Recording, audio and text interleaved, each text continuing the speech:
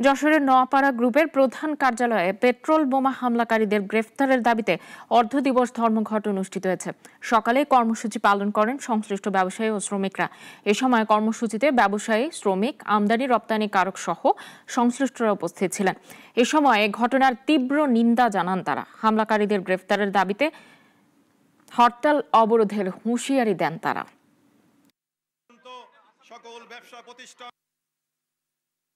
যত রকম সুশীল সমাজ আছে তাদের প্রত্যেককে নিয়ে আমরা একটা বৃহত্তর মিটিং করব। সেই মিটিংয়ে আমরা পরবর্তী কর্মসূচি ঘোষণা করব। আমরা হয়তো হরতাল অবরোধের দিকে যেতে পারি।